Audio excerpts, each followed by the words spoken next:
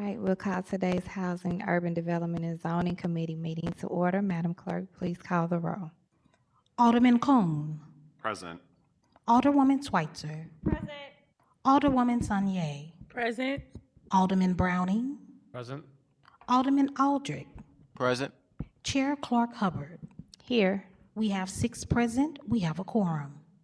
Thank you. With that, I'll accept the motion to approve the minutes from Tuesday, June 11th, 2024. So moved. Second. It was moved by Alderman Cone and seconded by Alderman Aldridge. Madam Clerk, please call the roll. Alderman Cone. Aye. Alderwoman Schweitzer. Aye. Alderwoman Sanier. Aye.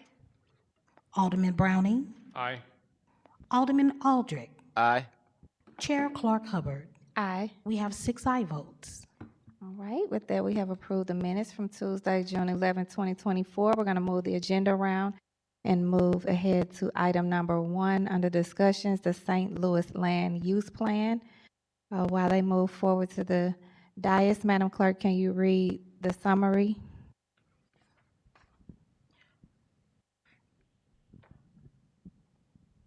Item number 1, St. Louis Land Use Plan. The planning divisions of PDA will present on the progress of work to update the city's Strategic Land Use Plan, SLUP. The City of St. Louis is in the process of updating its SLUMP created in 2005. The plan authorizes what kind of development can happen and where throughout the city, impacting decisions on zoning to strategies for creating a more walkable and affordable city. This presentation will discuss the work that has been undertaken to date and next steps the public may anticipate on the SLUP. Thank you, Madam Clerk. Ms. Kelly, you're recognized on item number 1, St. Louis Land Use Plan. Thank you so much, and good morning. So it's been, I think, a few months now since we've been to this committee presenting on the Strategic Land Use Plan, and a lot has happened. So I think it's a really good moment in the project's progress to provide a comprehensive update for members of this committee. And so that's what we're here to do today. We're going to try to be as brief and concise as possible in our presentation. I'm sorry, Ms. Miriam, could you just introduce yourself for the public? Oh, I'm so sorry. Thank you. My name is Miriam Keller, City Planning Executive with the City of St. Louis Planning and Urban Design Agency. Okay, great. Thank you. Well, I'll jump right in, providing a sort of overview, especially for members of the public who might be watching and not familiar with the Strategic Land Use Plan. But then I'll also be inviting colleagues or members of the consulting team to provide a little bit more depth about the planning process and the emerging framework for the Strategic Land Use Plan. So with that, next couple of slides, please.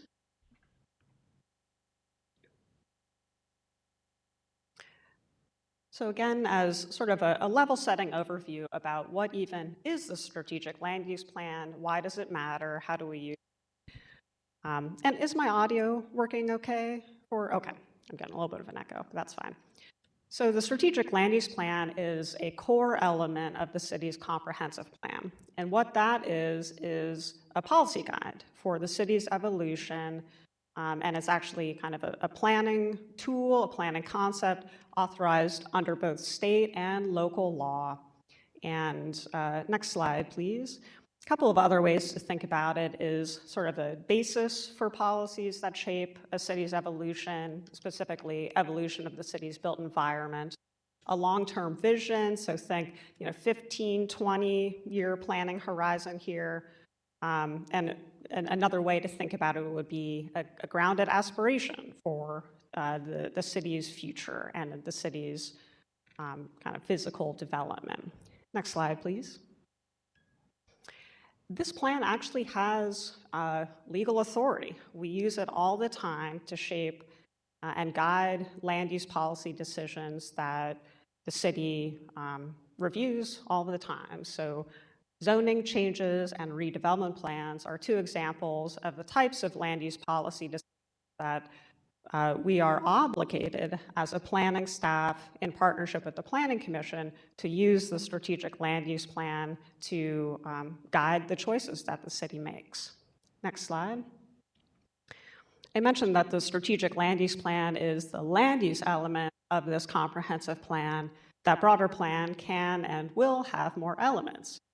So for example, the city is just embarking on an update to our sustainability plan. That update will be adopted as a component of the city's comprehensive plan. And also, the city is creating its first, depending on how you count, maybe first ever citywide plan for transportation and mobility. Portions of that will be adopted as part of the city comprehensive plan. Next slide, please. Whenever we present about the strategic land use plan or citywide planning in our city, we think it's important to kind of place it in historical context. There is, of course, a long history of planning in the city, some really positive ideas in our city's history, but also some really damaging, dark moments and decisions made in the history of planning in our city. And this is just very important for the public and for the planning team to keep in our heads as we are creating this new plan for the city's future, to try to correct and reverse some of those damaging parts of our history. What's highlighted here is 2005, which is the year that our current strategic land use plan was created and adopted. This was a really big step at the time, because after decades of kind of an absence of a formally adopted land use component of our comprehensive plan, the strategic land use plan was created and filled that void. And that is the plan that we use today. We amend it all the time, by the way, to kind of keep it current. That's still what we're using.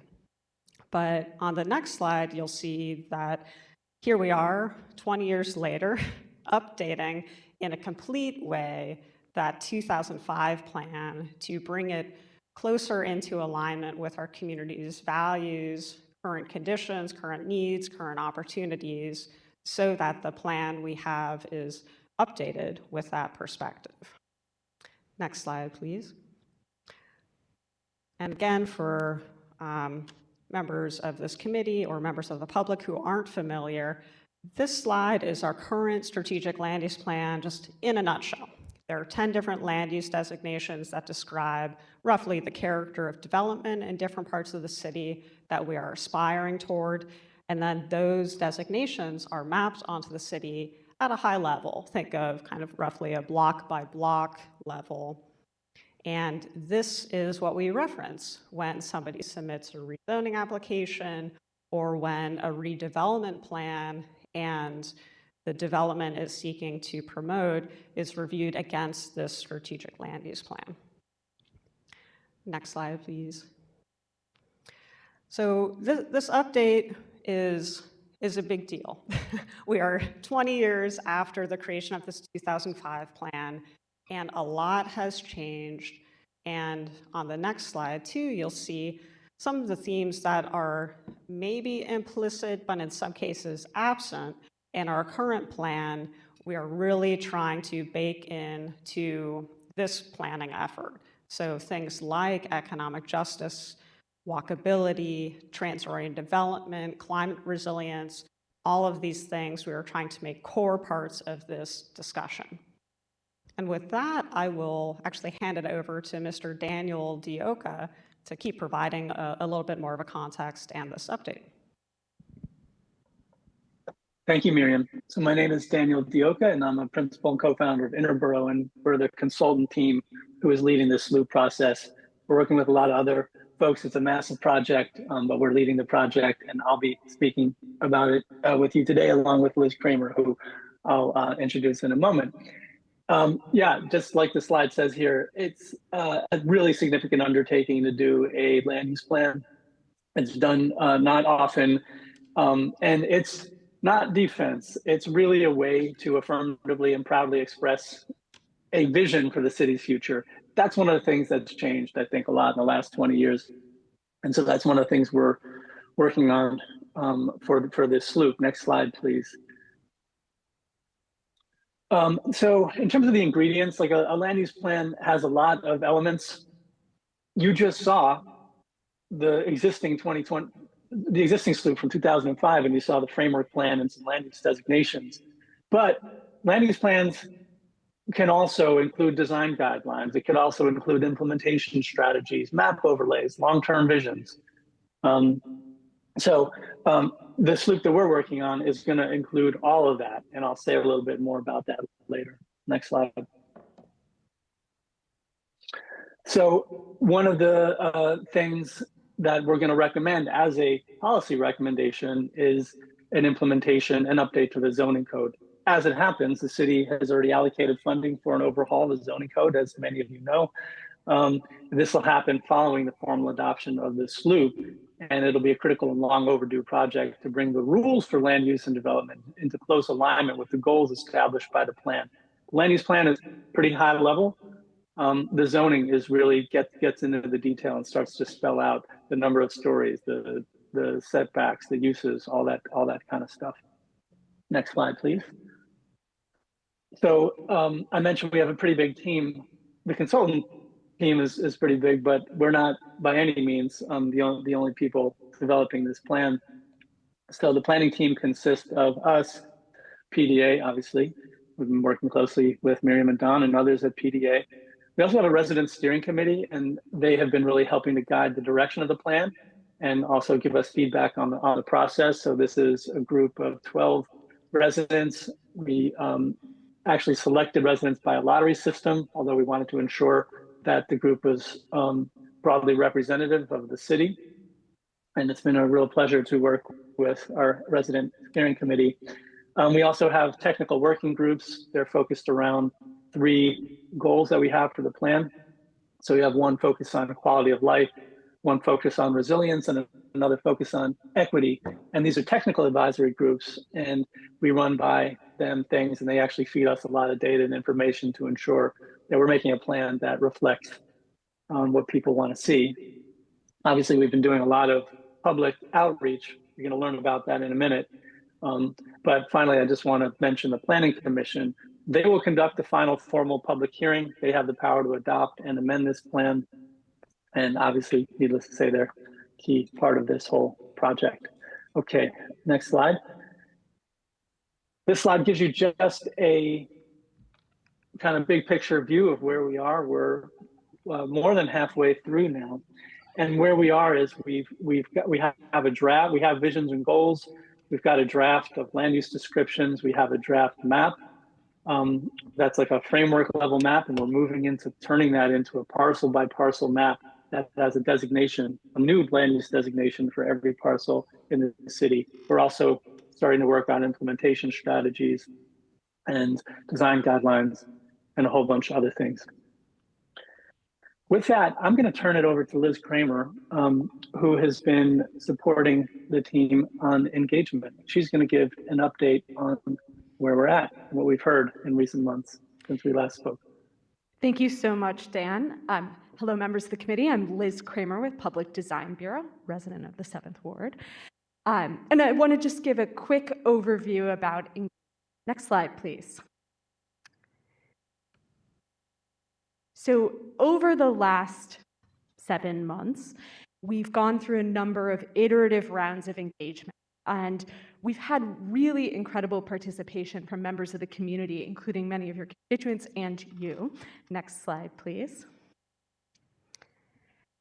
That's included over 1,300 people who've participated as of May. We have not updated in the most recent engagement. Mostly that's been city residents, but we've had someone from at least every residential zip code in the city, which is pretty exciting for us. We've had over 900 people who have shared their race and ethnicity, and 36% of those folks identify as something other than white. So we know that that's a little bit lower than we'd like to see. So we've been doing a lot of extra outreach in this last round, which I'll talk about in a little bit.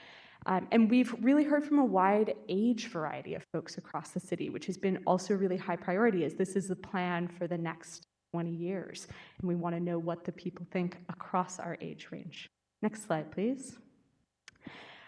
We've done over 56 independent engagement activities that's been arranged: public workshops, pop-ups, specific focus groups with people, as well as a number of surveys and a huge number of presentations, particularly on thanks to Miriam's team. Next slide, please. We've also published 2 editions so far of our Sloop Scoop. We want to make sure you get the next edition, and there is another one coming. And that helps tell the public about what we've been learning. Next slide, please. And much of that information is also on our website. Next slide. And on our social media, which has an extensive following for a land use plan. Next slide. So just to give you a little bit of a sense of what we've been talking about with folks, from November to January, we did a round of engagement, really learning with people about what works well and what has potential to be better in St. Louis when we think about land use. Next slide, please. And folks created what those visions would be, and they told us what they wanted to see. And you'll see a lot of that reflected in what we'll talk about in a moment. Next slide. And in the Sloop Scoops, there's a summary of what we heard from folks about what they want to be seeing. Next slide. From January to March, we did a round where we were exploring a set of tensions that I know that all of you work with on a daily basis. And how do we really go back and forth between what it takes to redensify neighborhoods with high vacancy while recognizing that we can transform vacant land in different ways? Or how do we think about the fact that we want an urban city, but we're dependent on cars in this region? So that was very interesting. Next, thank you. We also did a vision survey, just wrapping up. I'll talk a bit more of that in a second. And next slide. And then in April, we did a very fun round where we took the very first draft of the land use plan out and asked people to react to it. And you can see that there was quite a bit of enthusiasm about this. Next slide. So we're currently kicking off this next round where we'll be getting feedback on the detailed map and the framework draft. Next slide. This is really an opportunity for us to get into the specifics of the designations, which Dan's going to talk about in a moment, and to have people really look at the specifics of their neighborhoods, the places where they go, and start to socialize the vision and goals of this plan and see how well that aligns for folks. Next slide. So this just kicked off last week. Thanks to Cecilia for hosting our first session with the City Youth Council. But we have a variety of sessions coming up over the next 2 months. Some are posted on the website now. Thank you to the Alderwoman from the first for registering for some already. You are welcome to join us for any of those public sessions. We'd love to see you at those and also have you share them with your constituents. Next slide. So I want to just give also a short overview about the vision and goals. Next slide. So why is a vision for land use important? As Dan said, it really helps us align around where we're going as a city for different partners, people in City Hall, people in departments, as well as outside organizations. It also provides that hopeful direction for the public to really believe in and buy into. Next slide. And I believe last time we came to spoke with you, we shared a little bit about some of the categories that we had drawn from the working groups and the steering committee. We took 7 categories about the vision out to the public and asked them to prioritize. Next slide, please. And we heard very strongly that it's really important for us to address thriving, equity, and growth in St. Louis. Next slide. And across all of our different demographic categories, we heard those 3 themes at the top, although they were presented in different orders depending on the identities of different groups. We spent a lot of time with the steering committee really digging into these results. Next slide. And that led to this vision. St. Louis will be a city that is equitable, thriving, and growing to the benefit of all current and future residents. Next slide. By moving towards this vision, St. Louis will affirm its role as the economic and cultural heart of the region for generations to come. Next slide. So this vision is something that we have to make very tangible in a land use format in this plan. So what we've been doing over the last bit of time is refining and honing a set of 9 goals that connect to those 3 interdependent and connected vision categories. This is the short summary of them. And what we're working on doing now, which Dan will talk a little bit about, is how do we get the proposals, when we think about the designations, the map, the implementation strategies, how do we make sure those are moving towards these goals to address more options for housing, to see vacancy as an asset, to foster more places for jobs? What are the tools that we have within land use to help move in that direction? I'm going to hand it back to Dan to talk a little bit more about where we are now.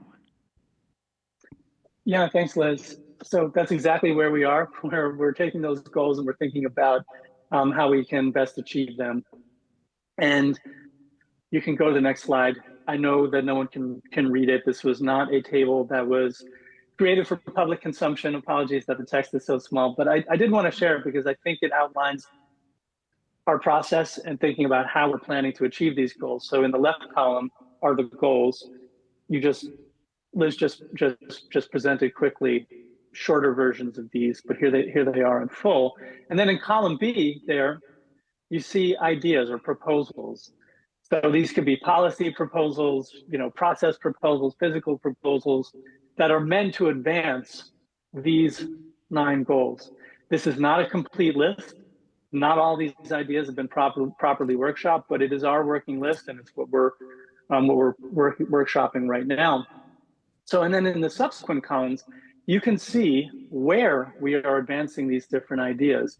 So I mentioned earlier that there's a land use designation, there's a map, but also, if you go to the next slide, which you've already seen, but just as a reminder, policies and design guidelines and overlays and kind of long-term visions.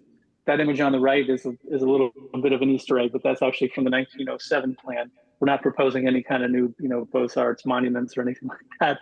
But that early plan and subsequent plans did include kind of big picture, long-term thinking, and we want to incorporate that as an aspect as well. So the land use plan, it's all of these things, and that table was just a first pass at us sort of saying where we think we're going to advance these goals and with what different ideas. So today, go to the next slide, we're going to update you on the land use plan and the designations, since that's what we've been really spending the most time on. But because we're focusing on this, there are a lot of other critical ideas in development that you might not have a chance to see today, because they're ideas that maybe are going to get articulated through a policy proposal or through design guidelines or through an overlay. So let's talk about these new designations. So here they are, and gone are the ROS PDA and the some of the other designations that you might be familiar with. This is just a slide that looks at why we decided to do new designations in the first place. It was always going to be an important task for us. I don't want to spend too much time on this slide, but I do want to point out that we did do an analysis and a kind of diagnosis of the existing SLOOP and determined that there were a lot of problems with it that we wanted to solve with our new designations. For example, making it more aligned to zoning, making it more easy to use as a guide for zoning changes or redevelopment proposals, et cetera, et cetera. Next slide, please. Okay, so what we have first are proposed neighborhoods. So the new designations are not based on use, they're based on kind of structure. So what we have are neighborhoods, nodes, corridors, industrial areas, open spaces, campuses, and central areas. And I'll just say a couple words about each one.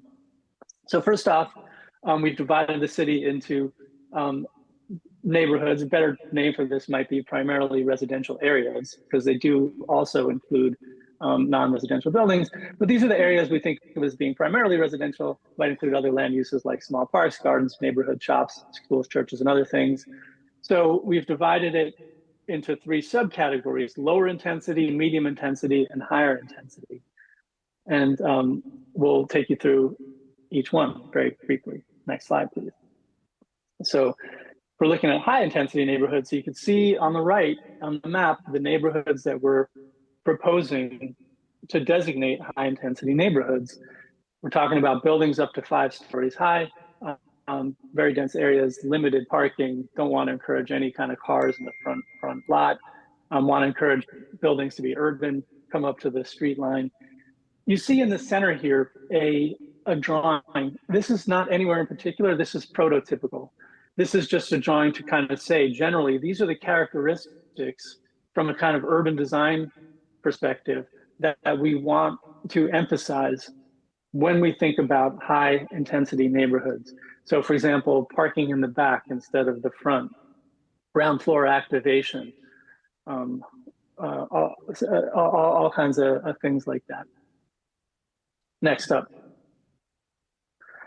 would be the medium intensity neighborhoods. This is actually most of the primarily residential areas of the city get a medium intensity neighborhood designation. So now we're talking about buildings up to 3 stories high, no more than 8 units per lot. And here you see it's most of the historic fabric is St. Louis, not tall towers, 3-story buildings, a range of different building types, apartment buildings, accessory units, duplexes. So we want to celebrate the architectural diversity that St. Louis offers when it comes to housing design.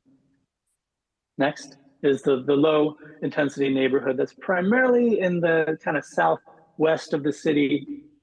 You see some photographs there of what would count as low intensity neighborhoods. And again, you see a drawing there that just starts to spell out some of the more qualitative aspects of what we mean when we think of low intensity neighborhoods. Okay, next category is corridors. So corridors are areas along streets that would concentrate commercial uses and amenities as well as residential uses. This designation is primarily about the buildings and lots rather than the traffic or conditions on the street. So we've got another plan that is being done right now that's looking at the public right of way. We're looking at land use, right? So this is not about the street. This is about the land use on either side of the street. And so here you see our latest thinking about which corridors get which designation. A lower intensity corridor, a medium intensity corridor, or a higher intensity corridor. You see some pictures of each there. Next slide. So when we talk about high intensity corridors, we're primarily talking about corridors where there is existing or planned public transportation. So if you look at that map on the right, the streets that get this designation of high intensity, the Jefferson corridor. Why? Because we want to prepare for the Green Line, right? That's going to run up Jefferson. Good place for high intensity uses to support transit-oriented development. Same thing with Natural Bridge. Same thing with most of the corridors coming through the Central West End and the downtown. But here you get a sense in this drawing, again, of some of the qualitative things that we would like to do here. Again, kind of zero lot line buildings, parking in the back, a ground floor activation. So in terms of bulk regulation, maximum of 10 stories of height. Next slide. The medium intensity corridors are a lot of other corridors that have a lot of commercial activity or the potential for commercial activity, but that are not necessarily, the running through the Central West End or the downtown, or that don't have light rail stops on them. So here we're going down to five stories, but a lot of the same, qualitatively, a lot of the same things that we would want to see in the high intensity corridors here in the medium ones. And then you've got the low intensity corridors, which is basically the rest of the areas that have commercial activity, but a lower intensity. So 3 stories high in this case. What we're trying to show in the drawings in each of these cases is an environment that is better than what we might what is an existing low intensity corridor today. So we're always trying to minimize auto dependent uses. We're always trying to minimize curb cuts. and things like that, even in these lower intensity corridors. Okay. Next, we're going to move on to nodes. So nodes are strategic areas where housing, retail, offices, public spaces, or other things might be concentrated. Some nodes build off existing areas within St. Louis, while others would be new. And so you get a sense on the right of where we're proposing to distribute these, again, low, medium, and high intensity nodes. Very similar to the corridors.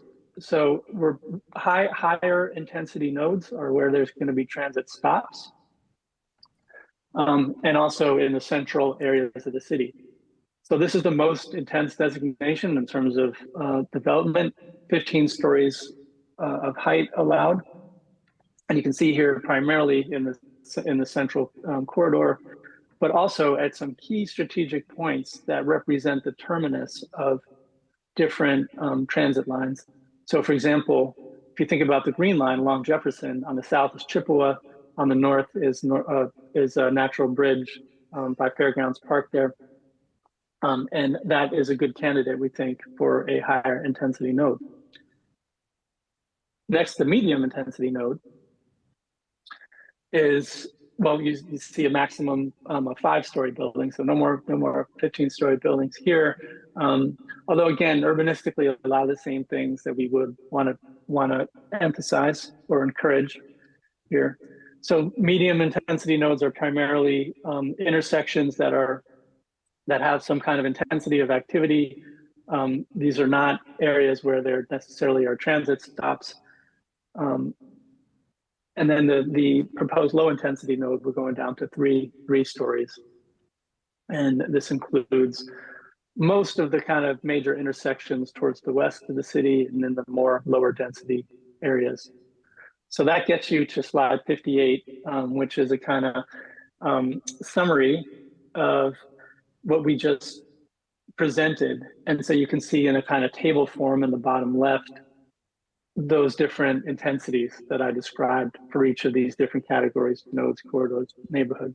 Now, there are a couple of designations I'm not going to talk about today just because I don't have a lot of time, but we have been thinking also about industrial areas, which we split into heavier industrial uses and flex industrial. Green spaces are split between parks, basically, and green spaces that are meant to be accessed by the public, and then another green space category that will be for green infrastructure, solar fields, water detention, other areas that we might want to use for a flood buffer, for example. And then you've got campuses, but again, I'm not going to go into too much detail there. Next slide.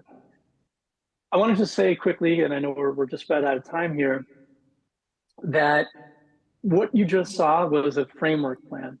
It's a high level view of how everything kind of hangs together. What we are working on now is taking that framework plan and translating it into what you see in the middle column, a parcel by parcel map where everything that gets a designation. Once that's done, once the rezoning effort happens, the parcel map will be taken and turned into zoning. So this is the big picture of how this is all getting implemented. And in the subsequent slides, I just want to show you how this actually plays out on the ground. So on slide 60, you see one of those nodes that we're looking at. So this happens to be Gravois and Jefferson. The next slide, if you were to take that framework plan, that kind of abstract thing, and overlay it here, well, it's going to look kind of funny, right? It's just like a circle and some thick lines. So again, what we're doing now is translating this into land use designation. Slide 62 is our first pass at that. Specifically, which parcels get the node, which ones get the corridor, which ones get the medium intensity residential. That's what we're seeing on this map, and that's what we've been up to lately, and what we're going to continue doing. And in fact, the next round of engagement is to do geographically specific engagement. So we can take maps like you're seeing here and say, did we get this right? Do you think that this parcel is good as a high intensity node?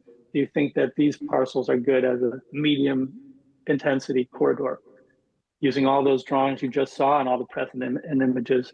So that just underlines the point that this is an open process. We're by no means done. We've done a lot of work, but we've got a lot to do.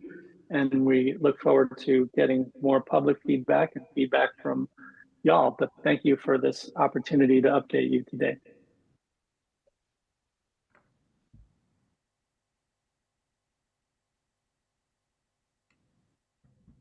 Any closing?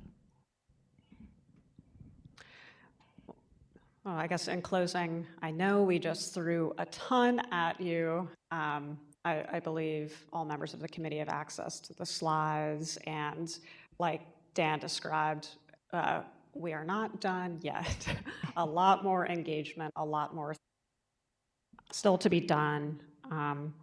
But I think with that, we're interested in however you'd like to take it from here, Chairwoman. Okay, I would like to make sure that we acknowledge all of your team that's here, especially Mr. Rowe and his blazer. I don't know if he wants to come up for the cameras. I don't know if he has any worries, but before we open up for comments and questions, just wanted to offer an opportunity. Is that for introduction, if nothing else? Because I want people to see how your team shows up and has presented so amazingly today. Yeah, of course. I mean, Dawn is always welcome to. So, Executive Director of the Planning and Design Agency, Dawn Rowe, has been really making sure we ask the right questions at the right time in this process, bringing a lot of insight. I'm going to hand it over to him in a second, but also want to recognize James Pfister, a new member of the PDA team who's really been taking on a lot of responsibility in this process. And then not here physically today, but back at our offices are many, many other members of PDA, planners who have provided a lot of hard work and valuable insight into this process. And also, Dan mentioned them before, but the Planning Commission as just a real partner and sort of advisor in this process. I think the discussion we had when we shared a similar presentation with the commission was really valuable. So I'll just say a few things, then turn it back to Miriam and have my attire on camera today, as unique as it may seem for me. One of the things about this is, boy, we've come a long way, because what we've had since 2005 is a vital legal document that prior to that, things were shaky. I'm sorry, sir, I don't mean to interrupt, but could you introduce yourself for the public? I'm Thank sorry. you. I'm Don Rowe, the executive director of the Planning and Urban Agency. Thank you for that reminder. I've been here many times, as you know, over the years, and the importance of the gravitas of doing this to contemporary best practices, filling in more detail, is one of the things is that people from afar, whether they're across the river or across the county line, or in LA or New York or wherever, this will be something that they'll see on the web that inspires as to what we want and what we need in our city. So it's the land use plan, but it's important as we think about it that it's an element of the comprehensive plan, and all of those having the gravitas of being established can change over time and be amended, but this will be a very important event to get finalized. So I'll turn it back to Miriam. All right, thank you so much. So as many times as I've seen this, I want to say I learn something new every time. It's really inspiring to me. So not just seeing it here, but seeing it online, because I do follow you all on Instagram and on social media, and then seeing you all in the community, right? Mission St. Louis and the places you showed up in the 10th Ward, and hear my role in the Planning Commission, seeing it there. Of course, the Sloop Scoop, opening it up and being able to learn something. So I really appreciate the engagement, the intentional engagement that you all have been doing, because I know from my community, it allows them a voice that they don't feel like they've had in prior planning processes. And it's the difference between us feeling like something's happening to us versus with us, and I've said that before. And so, again, I thank you all for always saying yes. Also, in those spaces, being patient and taking time and explaining when people don't really, understand, and they might not even be hearing. I've seen and witnessed you all turn conversations around that sometimes, quite frankly, started off maybe a little confrontational, but then in the end, they learn and are educated and know, and they feel good about being a part of the process. So I want to thank you all for that, because that's a skill set that some people just don't have. And it'll turn a situation and a process, like Dan said, this open process, it'll turn it in a totally different direction if you all didn't take the time that you all are taking. So I want to thank you all for that. Personally, thank you all for that from my vision of it, and then open it up to my colleagues. Let's see, we'll start with Alderman Cone. Did you have any questions? Alderman Cone, you have any questions? Okay. Alderwoman Schweitzer.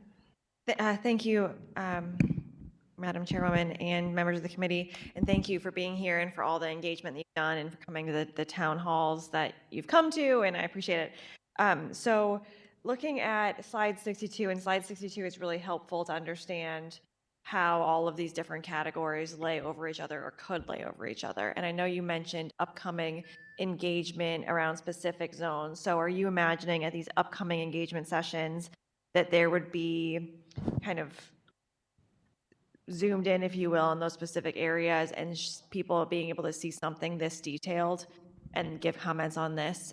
And can you talk about those meetings? If so, you're nodding. The style of that meeting, whether it's like an open house or a sit down or a presentation, and just what people would expect to kind of see. Absolutely. To your first question, that's exactly right, is sharing this detailed version of the plan in the context of the framework, and then also kind of clearly explaining the designations and what it means for a property or block to be designated one way or another. So yes, absolutely, because this is kind of part of where the rubbers meet in the road, Right. and it's really critical to get the community's input, but also like intelligence, right? They know a lot about how different parts of the city work, and not to seek their kind of consultation and reaction would be a mistake. As to the style of those meetings, I'm going to hand it back over to Liz to describe the facilitation approach. Yeah, thank you, Miriam. So in these upcoming sessions, we will have a kind of mix depending on what the context is, but most of those sessions will be a sort of guided format, which I believe you've participated in a few of those in earlier rounds.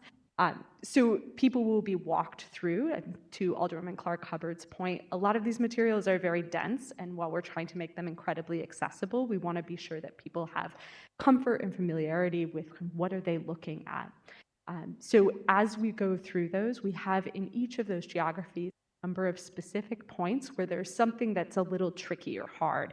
And I think this version up on the screen is a good example of that, where I feel like I know a lot about St. Louis, but I don't live at this corner, and so I don't know where those specific parcels should change or end.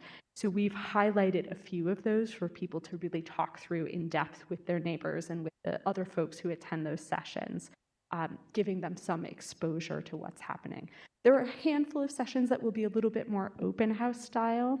I believe, just to highlight one, there's one on June 27th that is about the industrial areas through South City, and that will be a little bit more open house style because there's so many different sites, so we'll let people gravitate to the place that they're most familiar with. But for the most part, we'll be taking a look at those specific areas, and then we have a bunch of questions. Like we really need people's help and their input and their experience with these areas to really understand how should we think about this.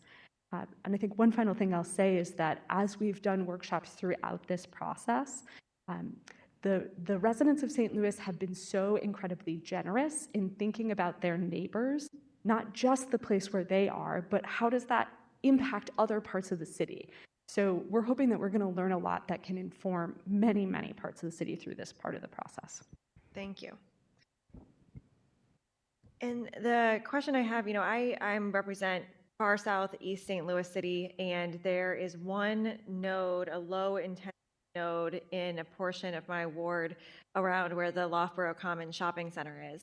But there's no nodes along South Broadway or Ivory Triangle area or Bevo, Gravois areas where there is a lot of intentional, transit-oriented development happening, as well as, business sectors of the ward.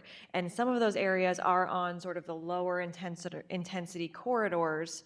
So I guess I'm interested in how the corridors and the nodes interact, if you see more of those being like intersections or the centers of neighborhoods, and why one area might be a corridor and not a node, or if that's just related to like building height.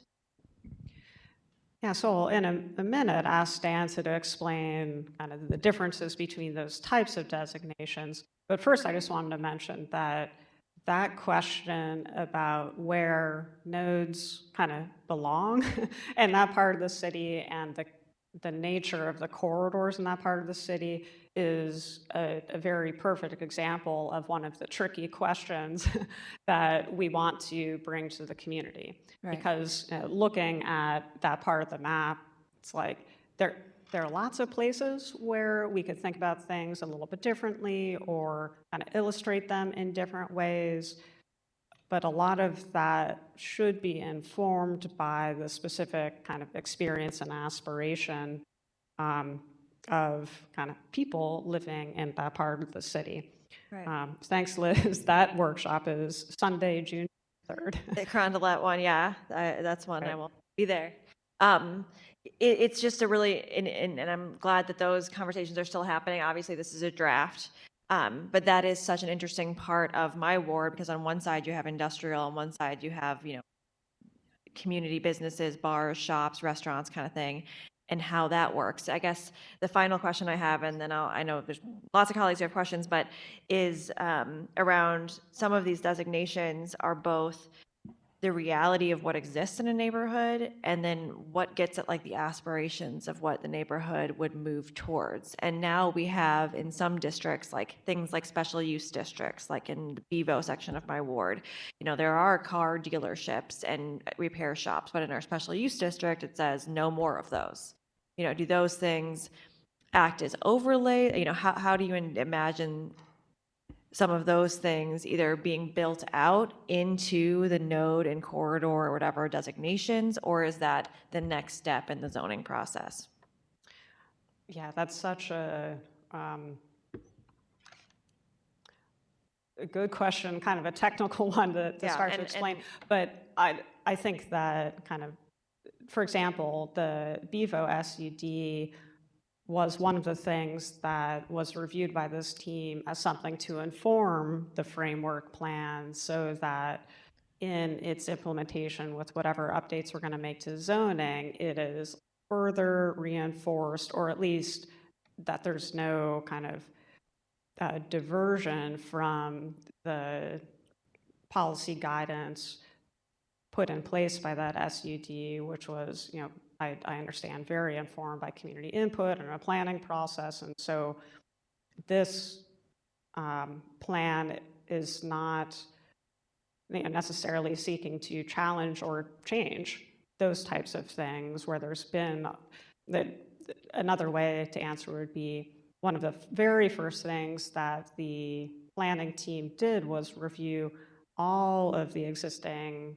plans throughout the city so that those could be kind of reinforced in the citywide planning document, and maybe built upon and connected to how all of this fits together in different parts of the city. So I guess that's how I would start to answer, but I want to open it up in case Dan wants to expand on that. Yeah, thanks, Miriam. Thanks for your questions. Well, first off, definitely hit that Carondelet workshop. And just to your earlier question, I think the difference between like a node and a corridor in a residential area is basically when something different happens. So there are a lot of corridors that might have a corner store or a business here and there, but that for the most part, it has the characteristics of the adjacent neighborhood.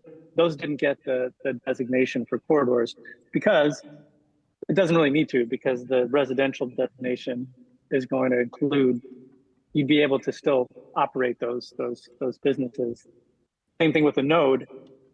There are intersections of most of the nodes are intersections of corridors, but there are intersections of corridors where nothing substantially different happens. It just looks like a continuation of the corridor. And so for the most part, that was our criteria. When something different happens, when suddenly at an intersection, you've got buildings that are, 10 stories instead of your typical 3 stories, which you find on the corridors, well, then we made that a node. It was a lot informed by the existing zoning. We had a kind of algorithm that we used to help translate zoning into these new designations we made. But I hope that gives a little context into what the difference is between corridors and when something gets the node designation versus doesn't. That said, again, that's why we're having these geographically specific workshops, because if somebody does want to change the character of a corridor to make it more intense, we want to know about that. We want to support that. Just to the question about like the overlays, yeah, I mean, as Miriam said, the first thing we did was we read every overlay and SUD and historic overlay and neighborhood plan that existed. And so what we found actually is that there's quite a lot of, we haven't seen too much that contradicts anything that we would want to do. There's so much momentum and consensus towards trying to make neighborhoods more walkable, more transit friendly, trying to encourage mixed development where it's appropriate, that we haven't really had to push back on anything that we've found in any special use district or neighborhood plan or overlay. So far so good, but we are not doing this in a vacuum. We're obviously very cognizant of all the great planning that's done before. Yeah, and thank you for that. The two of the main areas that I would have concern about in my ward and what's proposed have upcoming community engagement sessions, Bevo and then Cronlet and Patch. So I look forward to attending those and hearing more as it develops. Thanks for taking all the time to answer my questions. I thought about something when we spoke about the style of the meetings that might be different, because I know you all have intentionally come out in the communities, in the neighborhoods, specifically broke down different areas that you can meet people there. But I know it's kind of tricky how we're saying what's considered a neighborhood and a neighborhood organization, but it might be beneficial to organize an intentional meeting of neighborhood organization leadership down there at 1520, and then have the different, that's a way that you can have then the information disseminated out within the neighborhood organizations, either have their leadership or a representative. That might be something different to think about. Alderman Browning. Thank you, and thank you to our planning team.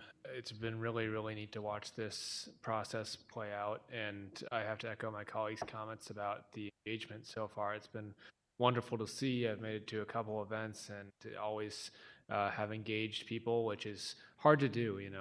Anyone who runs community engagement knows how hard it is to get people to come out and share their thoughts. So I think you all have made a very nice environment for that. I have a couple questions about similar to the idea about nodes versus corridors, and what overrides the others. So it seems like a node would be the highest use there versus a corridor, which is the general stretch of land. But say you have a node, I'm noticing that, like, for instance, a corridor will allow up to 10 stories. A high intensity corridor will allow 10 stories, but then a high intensity node would allow up to 15 stories. So which would override there if it would weigh in the outline of the node? Yeah, maybe if we would switch back to, I forget what slide, maybe 61, something like that.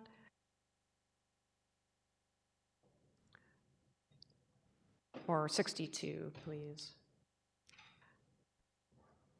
Yeah, thank you. So in the framework plan, there is this element of kind of different designations overlaying with one another. But as that is sort of detailed out in this more detailed, like block and parcel based version, any given block or parcel will be kind of one or the other. So it would be clear whether, you would be guided by the corridor designation and kind of accompanying design guidelines or the node. Okay, so this will go all the way down to the parcel, and that makes sense. The limits on stories, and I'm just getting real aspirational here because obviously St. Louis is not a hugely high demand market at the current moment, although we hope to have that be different in the future. But if there were, say, a proposal for a 16-story tower in a node area that only goes up to 15 stories, that's still possible, or would that just be seen as kind of an exception to the strategic land use plan? The way I see that it would play out would be that these designations would then be implemented in more specific kind of zoning districts and zoning regulations. And so, I can imagine some future zoning district would have a maximum of whatever number of stories, and the appeal process would still be available to anybody. And I think another point is that the zoning districts and designations, there might be one, two, or more that are developed to really detail out each specific designation. So, say we have like high intensity node in different parts of the city or even within a given node, that might look like slightly different things based on how the zoning districts are reworked and how they're remapped in the zoning code update. Gotcha, because I think like the last thing we want to do is make it more difficult to get some of these things. Like the new 100 above the park tower is 36 stories tall. The new hospital tower that's nearing completion is 16 stories tall. While those both would probably fall in like high intensity nodes, I want to make sure that we're allowing for additional things to reach those heights, and if there's the demand for it, and if we can get that kind of building. A couple of the designations that weren't presented but are detailed a little bit in that framework map on slide 58 that also has the table. We have a couple of, I think we're calling them central area designations, including downtown and some parts of the city where the character is already including a lot of density. That's where a lot of our existing transit stations are focused.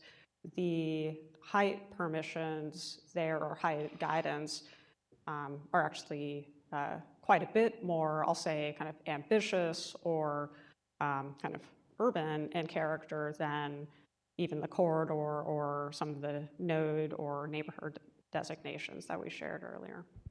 Okay, thank you. I saw a couple different, switching gears here a little bit, I saw a couple different mentions in some of these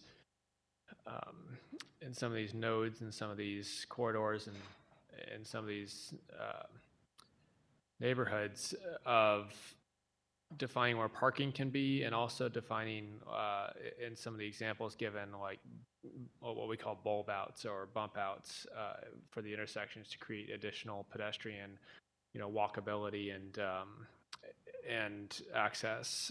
I'm assuming that there's some interaction with streets involved here, but is this strategic land use plan, does that also kind of guide our streets department and what we're aiming to see? And so, like, I'll use an example, Gravois. Gravois is an awful road. I'm just going to call it out. It's an awful road for pedestrians. It's an awful road for, I'm surprised when I see someone bicycling on it. It's just a terrible designed road right now. As we think of the uses of the land along there, I think it's important to also think of the use of the street and what that looks like to encourage the kind of activity we want to see. You could have a great public park, but if you can't cross the road to get to it, then it's not really very useful to the people around it. So how much interaction with our, say, the upcoming transportation mobility plan or anything else streets related is there with the SLOOP? Yeah, that's a great question. So the kind of treatment of the public right-of-way may not be the SLOOP's formal jurisdiction. the transportation and mobility plan will be more of the formal document guiding those things. We're very fortunate that these processes like overlap in a pretty timely way. So what we have done so far, but I think this is still going to be a conversation with that planning team, is kind of illustrated some of the things both that we've heard from the public in terms of what a more walkable, pedestrian supportive public realm would look like, and also just best practices, right? Like if we're trying to make places, this is what we would do. So we have illustrated those in those like drawings that Dan shared. And we're going to be, because that is all part of the same conversation. But in the transportation and mobility plan process, one of the pieces of what that plan will include are street design typologies that would create some pretty specific and well-illustrated standards for when we are rebuilding or improving a street. Here's where the conversation starts in terms of design. And what those typologies look like, where they hit the map, and how they interact with the land use plan all is really important. And so we've had at least one conversation so far with that planning team. I think we have another scheduled like Friday to make sure that these plans are just very clearly mutually reinforcing. That's great to hear. I think it really affects how we use our city, both places and placemaking, and then how you get between those places. And I'm assuming that the zoning update that will follow this will address the more specific uses. So if we don't want to see, for instance, a gas station in a certain area, that contributes negatively to walkability and the environment, that would be kind of boiled down more into the zoning to address those specific uses. Strong yes. And I think as these designations are further refined and developed, they're going to start to speak a little bit more toward use because, of course, the idea is that this plan is the foundational document that guides the zoning code update. So yes, and I would say. Okay, well, I really appreciate that. I'm looking forward to the additional engagement and seeing the additional detail. And I just, again, want to emphasize that I think for a city our size and our location, we're lucky to have the planning. We punch far above our weight, and that's thanks to the people in your department. So thank you.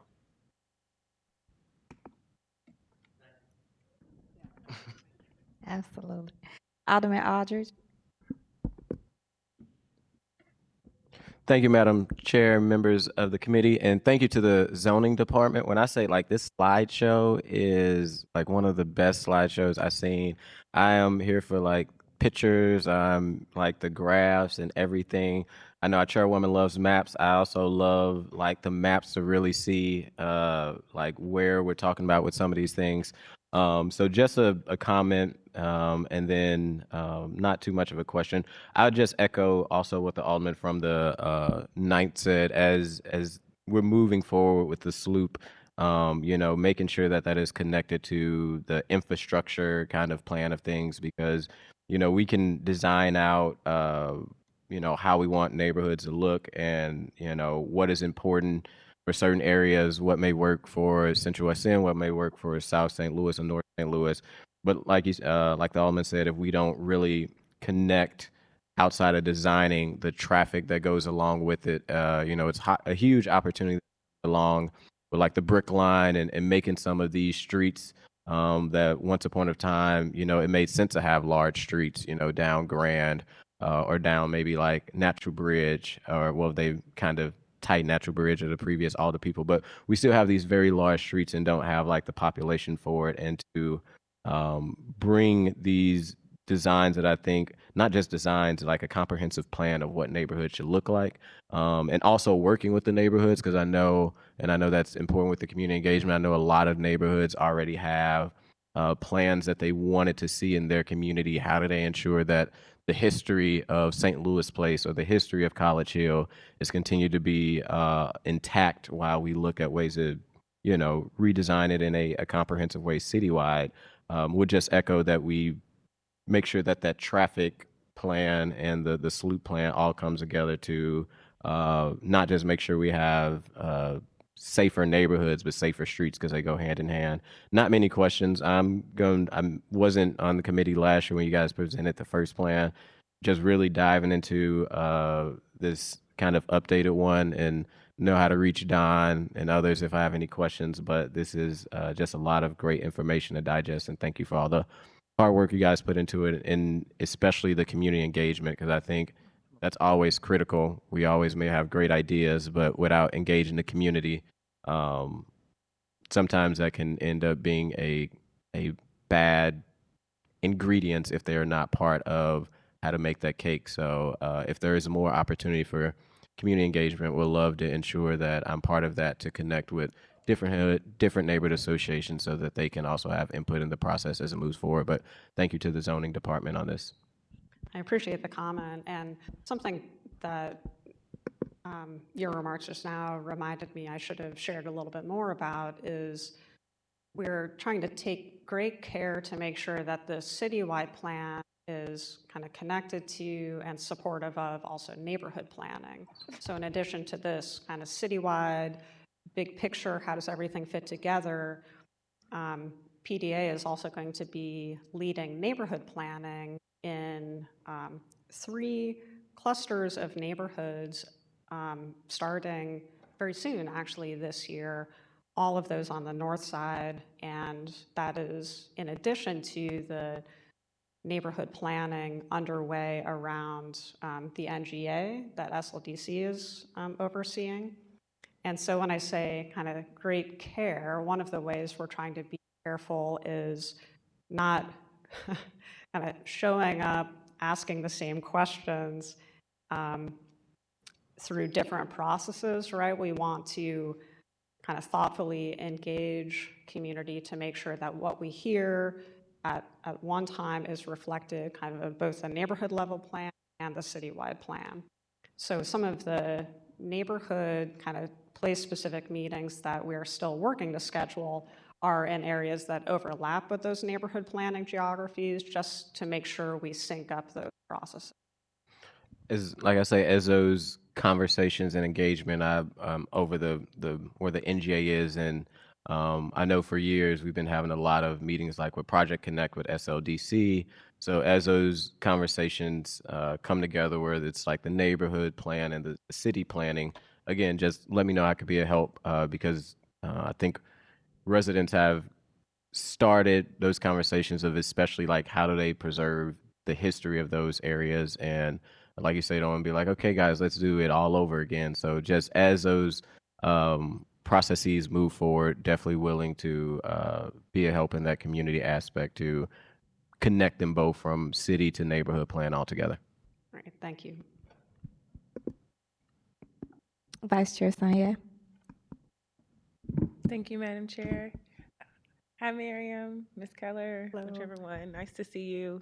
Nice to see you too, Ms. Kramer. I feel like you guys just would echo the sentiments, have done like a really intentional and community engagement, which I think is really important. I've had constituents go and come back asking me all sorts of zoning questions that then have prompted me to email you all and ask further questions. They've really loved the interactive portions of meetings where they could go and play around with things. I think that zoning can be such a nuanced topic for a lot of folks, and I think the ways that you guys have went about doing zoning has really allowed it to be, you know, not just community engagement for the sake of doing it, or community engagement where you would have to be in the field to understand, you know, or be an urban planner. But I think, you know, you could be working a completely different industry and be just, you know, a resident of a neighborhood without much knowledge and still go to the meetings and understand that. So first, I just really want to commend you all for your intentional and well accessible community engagement. I'm glad that you're still planning to go more. I probably will be tapping you all to come to town hall, so I'll just throw that flag out there here. And then, yeah, I think the community engagement. And this past week, I went to the Strategic Code Enforcement Management Academy with some folks from the Building Division and Problem Properties Office, and there were people from other cities. And I was talking to them a lot about different zoning codes, building codes, and they kind of came, a lot of it boiled down to, it's like, until there's like our codes are so outdated and antiquated that until there is kind of a comprehensive overall U-Haul of this, it will be very difficult to then do, you know, I know Alderwoman Clark Hubbard has an ADU bill. I know many of us are having conversations about things to move through kind of planning. And I just kind of learned from that conference that many of our work will be so much more easier to do and will play out so much more better when we do have this overhaul. So I'm very glad that you all are taking a look and taking a peek into it. I don't have many questions. I don't know if these are questions or things that I'm just flagging for us to kind of be aware of. But when I was at the conference, I was asking other cities, when you all overall your zoning codes, what type of sensitivities did you give to low-income communities in protecting existing residents? Because I do think there are a lot of folks in communities, change is hard. And I think it's almost sometimes human nature to be a little resistant to it. And some of the things, one of the things that I found out is that it's very different, but in Charlottesville, Virginia, they did something with their zoning where they basically, in their up to 3 units of housing and lots previously zoned for single-family units, except in historically low-income communities. So basically, like, they really have toyed around with how to connect your zoning to housing. And how do you make sure that you're, you know, attracting things and looking at density, especially for those lower income communities that oftentimes once you overhaul zoning may get more interest, and like how do you do that in a way that grows with them and not for them? And I know the sponsor of that ordinance, I got to meet them. So if there's ever any interest to like have those questions, happy to do that, but just to focus on denser housing in historically low income communities as a combating to sometimes the unintended consequences of what we're doing. And then I guess my question for us is like, do you have anything specifically in mind of, I mean, you mentioned like the history of our city, and you know, I think we are kind of doing the opposite of what zoning has been used to do. I think zoning sometimes historically has been used to zone people out, and I think this round we're trying to figure out how do we zone people in. Are there any specific approaches or things that we should be aware of that you all are being mindful of as you do this overhaul, or that you think you might maybe want to see more conversation about or more thoughts or feedback into? I think there will be many. And I mean, I think, Dan, to the degree that there are kind of specific policy ideas that have come up that you would want to speak to, feel free to. But a couple of things that come to mind for me are, how can we use this plan as a way to reinforce kind of communicating areas that need kind of specific types of careful reinvestment and revitalization. We want this plan to help reinforce kind of the economic justice opportunities for our city, and we're still working through how to do that. Diversity of housing and affordable housing, like in every community engagement, that comes up. I mean, I know that's not going to be surprising for anybody in this room, but that is kind of clearly top of the list. And I mean, I think to your point, like urban form and the uses and types of buildings that we allow are part of the equation, but not the complete answer to how we approach that kind of holistically and carefully. So in addition to the zoning policy recommendations that come out of this plan is also an opportunity and kind of set up to flag kind of complementary policy recommendations or things that other cities have tried to do to more holistically tackle those issues. And then, of course, you know, PDA is not the only city department charged with thinking about kind of housing and our city's future. So a lot of our work too is about coordination with CDA, SLDC, the building division, and many others, so that we can have a holistic approach, and then so that this plan can set us up to do that. Dan, anything else specifically that comes to mind for you? No, I mean, I think you put it really well. I would just add that I completely agree with what was said. And yeah, I mean, I think you're exactly right. Zoning has been a tool that has been weaponized and has been used to divide but it doesn't have to be that way. So we have two goals that we established right away to ensure that any proposal we made supported people being able to benefit from whatever changes this plan brings in. So one of them, for example, is to expand opportunities for more people of St. Louis to build their wealth and stake in the city by understanding and being a part of development change. So that one is leading to all kinds of proposals that we're looking into about reducing barriers to development, to helping people understand the tools that are available for development. To understand, so that's one thing. But another goal that we have is really critical is to offer housing options that meet the diverse needs of the community and support residents staying in their neighborhoods through change and growth.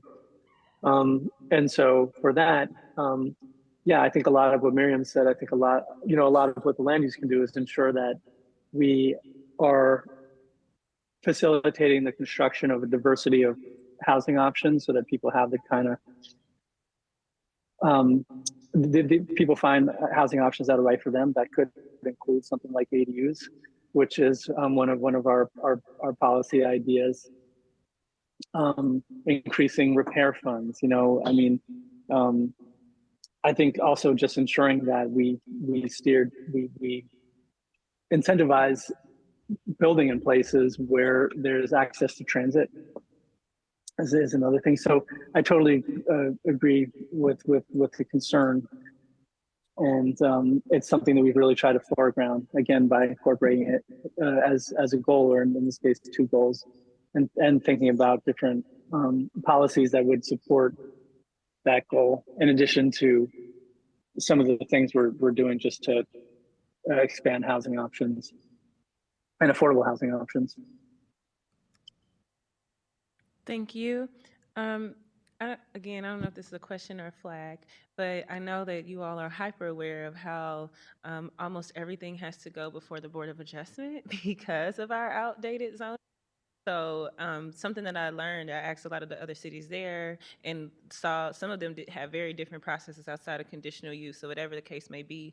But kind of in our working group, we talked about what it might look like to have kind of the conditions preset. So like if you were a barber shop, or if you were a liquor shop, or a liquor store, or whatever, who was going through where those conditions, rather than being kind of negotiated and discussed at every single instance and having to be individually considered, if there were ones, based off of your community feedback and engagement with alders and other, elected officials and communities, where I would just like to see that process be more efficient. I think there's so much that has to go before the Board of Adjustment, and it's just kind of a sign to me of an inefficient system. I would love to see a system where we were just clearer on our standards and expectations as a city based off of how you plan to use this space or operate in this space, what those conditions were. So I don't know if that's, maybe the question is, are you guys talking about that or considering that or thinking about that?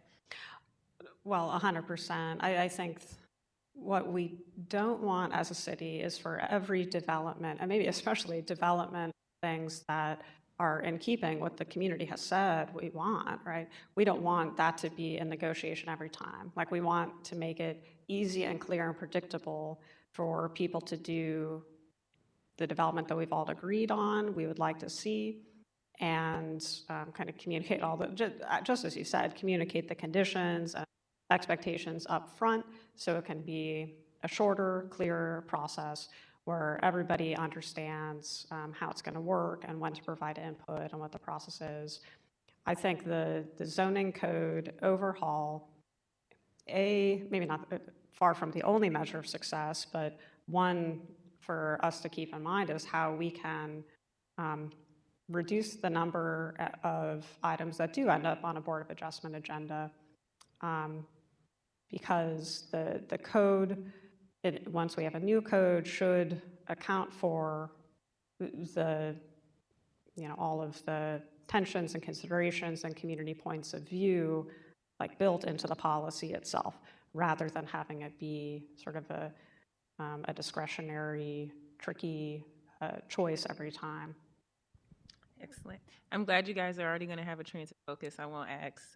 It sounds like that's been flagged and echoed enough by colleagues.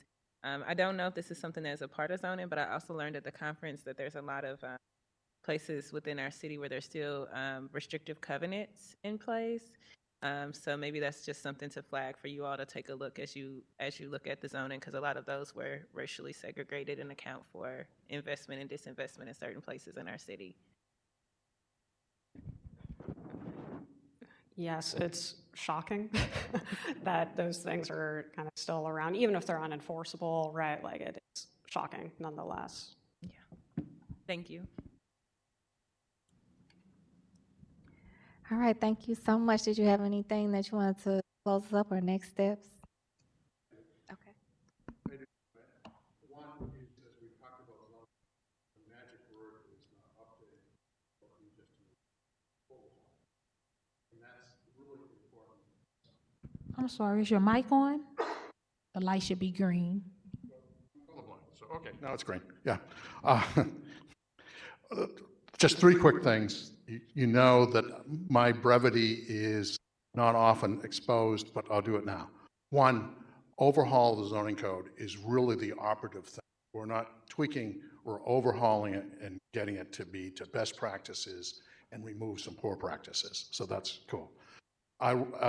Second is in our talk about how other things work together, is coordination of all this is important. So one of the things we put in the slide is the strategic land use plan in conjunction with the mobility plan, the sustainability plan as part of the comprehensive plan that things should be reviewed against. We got to get moving with that. And another thing is we have a great team. And I appreciate everybody's respect and support of that great team because it's very deep, but not very broad. We don't have that many folks. And we network and do things nationally quite well. I'm smiling because a month and a half ago, I had dinner with the communications guy for the mayor of Charlotte. We were both at a planning conference. So that networking and learning from other places is important, and bringing people back to St. Louis like Miriam has exposure and talents from abroad, from broad levels of talent, and in our team. I'm very proud of it. So thank you all. Thank you so much. Thank you, Ms. Keller. All right, we'll move back to under board bills for review, item number 1. Alderman Narayan, you're recognized on Board Bill 41.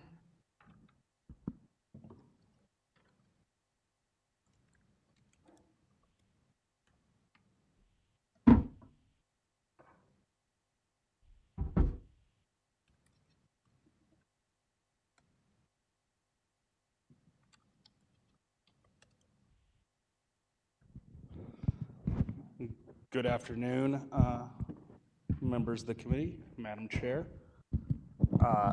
In the drive, there is a committee substitute to Board Bill 41 that I think it would be prudent to put in front of us before there's a committee substitute and then an amendment to that committee substitute that I'd like to just get done from the nuts and bolts before we jump into the conversation, so that we are talking about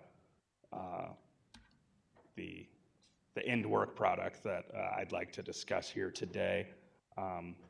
So if someone would like to put the committee substitute in front of the committee, I would appreciate it. I move to place, to adopt committee substitute 40, for Board Bill number 41. It was moved by Alderwoman Schweitzer and seconded by Alderman Aldridge. Madam Clerk, please call the roll. Alderman Cone. Aye. Alderwoman Schweitzer. Aye. Alderwoman Sanier. Aye. Alderman Browning. Aye. Alderman Aldridge. Aye. Chair Clark Hubbard. Aye. We have 6 aye votes. Okay, great. So now we have Board Bill number 41 committee substitute in front of us. May proceed. Thank you, Madam President. And there's also an amendment in your drive. The amendment is quite simple. On page 2, line 9, we strike out the words both owner-occupied and non-owner-occupied and insert in lieu thereof the words non-owner-occupied. This just takes the owner-occupied short-term rentals out of this ballot language for reasons that have been discussed here previously, and I'll get into further as well if the committee would see fit to put the amendment in front of us as well. I would move that we adopt amendment number 1 to board bill number 41 committee substitute. Second. Discussion, please.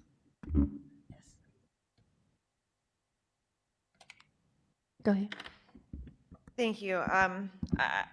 I know there's been discussions about the license fee, who's paying for, who has to get a license, when they have to get a license, and what triggers having this fee implemented. What this amendment would do is change the committee substitute from where it says owner and non-owner occupied and strike out the owner occupied so that they're not paying for any fee in the language. Is that correct? Yes, so going back to, if you remember the discussions, Board Bill 33 and 34, the idea was that we did not want to put any overly burdensome regulation on people who are renting out like a room in their home, you know, if they actually reside in the short-term rental. And so we split into two categories, the owner-occupied, non-owner-occupied. The owner-occupied category, the regulations are different, and I would say notably more lax than the non-owner-occupied regulations under 33 and 34. In that same spirit, to not put a burden where people are, you know, paying taxes on rooms inside their own homes, that we sought to remove them from the ballot language here.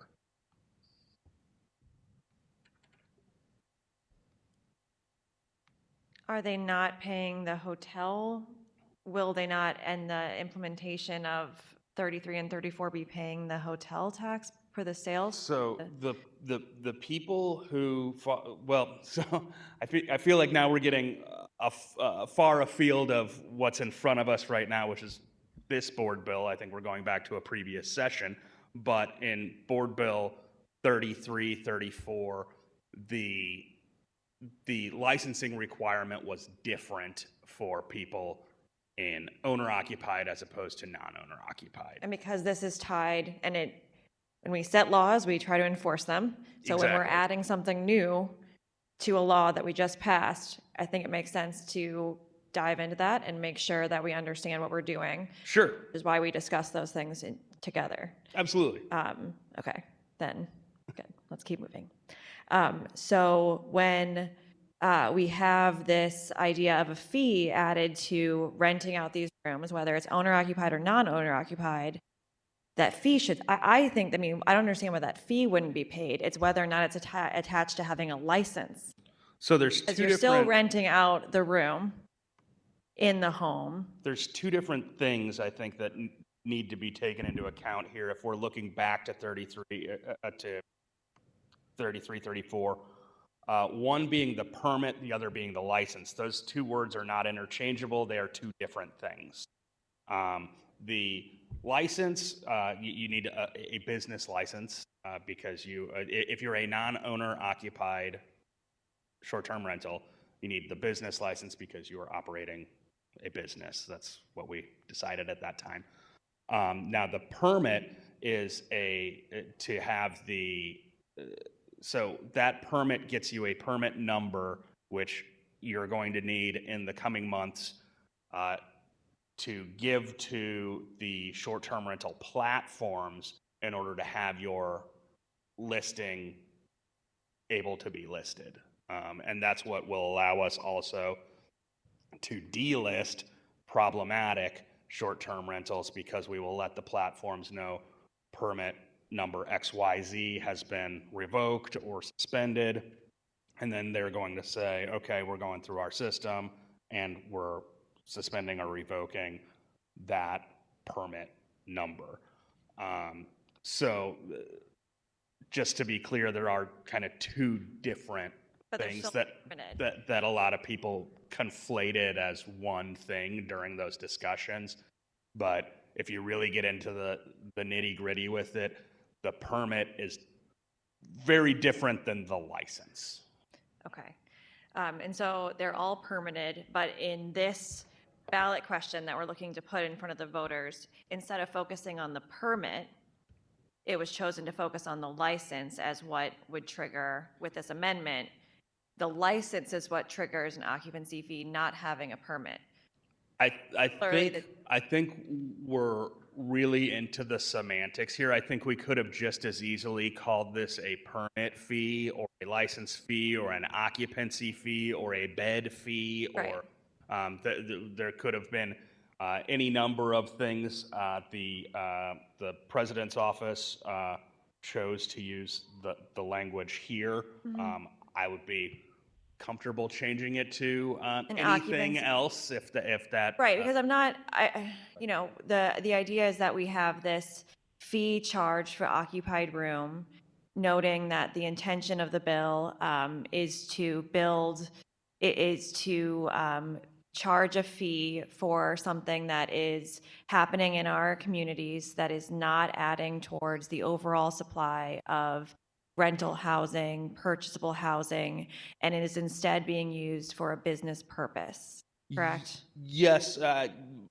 One of the issues that many communities have faced when it comes to short-term rentals is housing is a zero-sum game. Every time that a house is occupied, that house is not available to be occupied.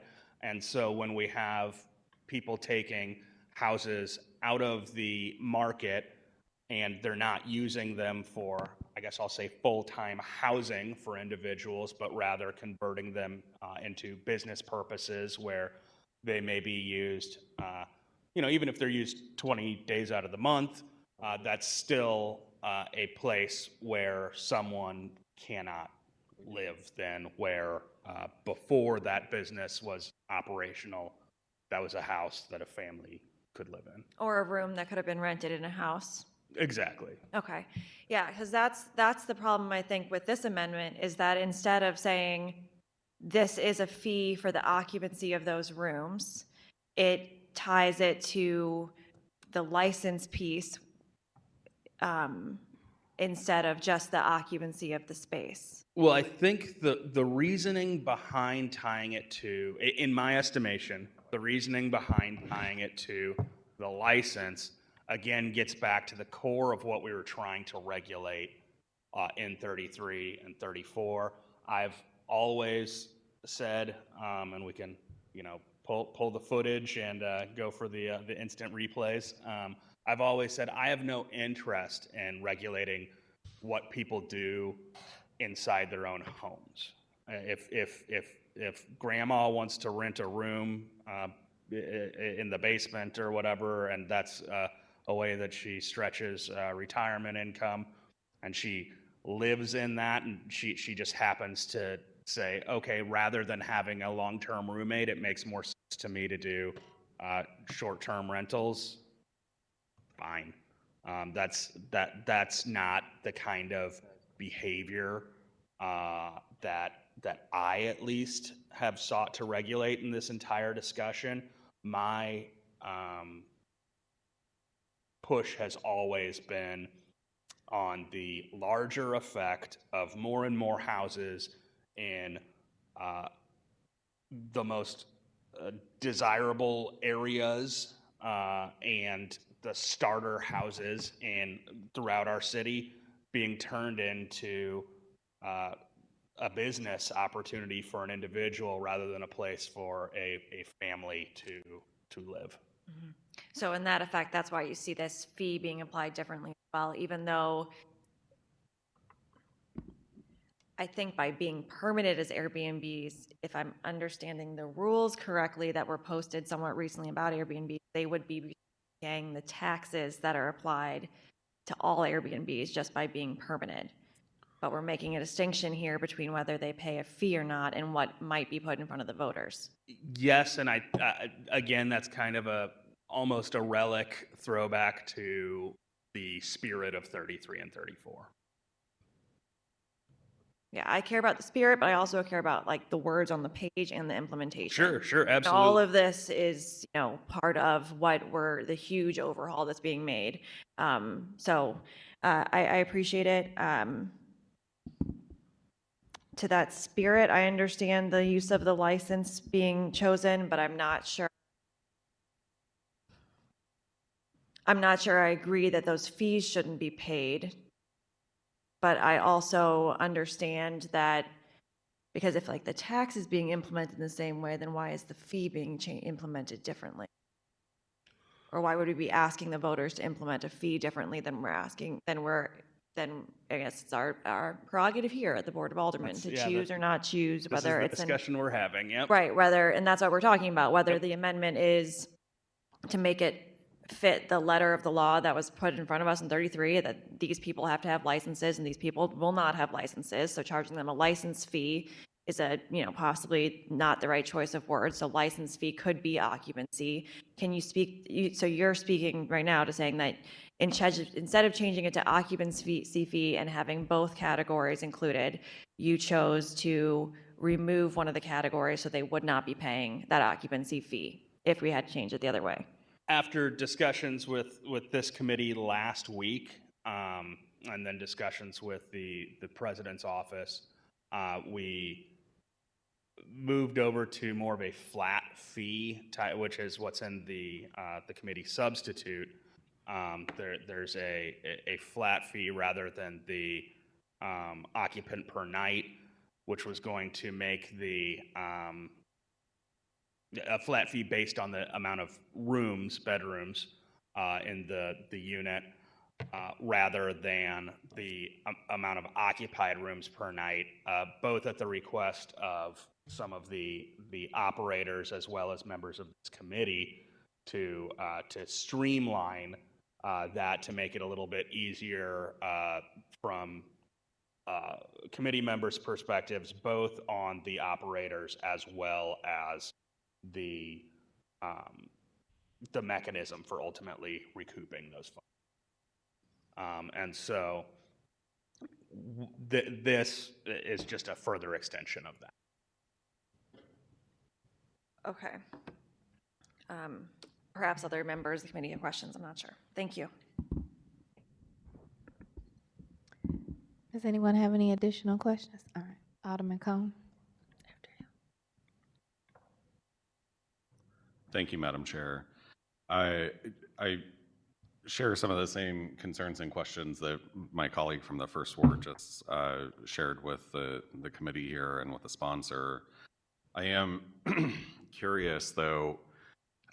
So this particular board bill is now requiring, if the amendment is approved and added to the language of the committee substitute, would require a non-owner occupied STR to pay a fee based off of occupied units per night. No. This amendment, if adopted, would exclude the owner occupied from paying a fee. Didn't I say non-owner occupied? So I'm sorry. Sorry. So the non-owner occupied would pay a fee per night per room. There would be, yes, a fee per night per room on non-owner occupied listings of short-term rentals. Yeah. Okay. So in order to do that, they're going to need a business license. Yes. And there's a fee for that business license. Yes. So they're paying $150 for the business license. I would take your word on the specific. They're paying $150 for the on the city's website. And that's only if they have under 2 employees. If they have more than 2 employees, which most, STR operators don't have any employees. They're usually either cleaning these things themselves or what have you. But let's just say $150 a year for a business license. So in addition to that, I really thought we were going to have a representative from the license collector's office here today. Alderman Browning, and it's in our meeting minutes from last week, indicated that he would like to speak to someone from the license collector's office. And I went back to the minutes to confirm that because I was kind of surprised to not see anyone from the license collector's office here today to talk about this, because one of the other things that comes along with getting a graduated business license, oftentimes, not always, maybe, I don't know, I need to ask that question of the license collector, but are these non-owner occupied units then also subject to property taxes? So the property tax, you're familiar with this? I can tell you, I'm listening to your question, but I can tell you, Janika from the president's office, I know reached out to various members regarding their concerns, has met with the license collector 4 times regarding this, and she's a wealth of knowledge on the specifics there. So I would probably refer the question to her. Sure. Thank you, Janika. So I would just, you and I briefly just had a discussion about this, that when you have a business license, oftentimes, and again, I don't know if it's always or if it's just dependent upon how our rules are written, but I know from many of the small business owners in my ward that their property is taxed, not the real estate, the property that's within the business taxed. And so if you, as an example, own a restaurant, and maybe members of the committee aren't aware of this, but it's something that I feel like we need to address for small in our city in general. But if you own a restaurant, you pay taxes not just on the real estate that you own, but you're also paying taxes on the equipment that's in that restaurant. So you pay taxes on the stove, you pay taxes on the refrigerator, you pay taxes on the tables and chairs. If you're a barber in the city of St. Louis, you pay a tax on your barber chair, a property tax on the barber chair. Now, where that money goes, I have no idea. I'll be perfectly clear and candid about that. I have no idea how much money the license collector's office, gives from the fees that they collect across the city on these small businesses. I think that that's, something that we have to have a deeper discussion on for sure. But it's one item of discussion that I don't think came up very much during, the previous session board bills with 3334, and here we are now talking about Board Bill 41, and I, for one, would love to have the license collector to talk about these issues and how this is going to impact these operators. I don't know if you have any insight that you're able to share that would illuminate those questions or concerns. Yep. So I talked to the license collector, started this conversation back in November. As you all are, she still was having she still was trying to wrap her head around 33. So I had 3 more conversations with the license collector office, and once I think the administration started working with them on the implementation of 33, they were able to have more conversations relating to 41. Our very last conversation was in May, and when we met with the license collector, they gave me a form that they used to give to hotels when they didn't have the hotel motel tax. It was per night per room fee.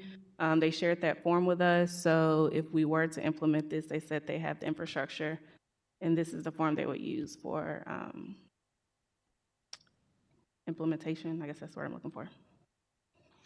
We didn't talk specifically about the property tax question. No. Right.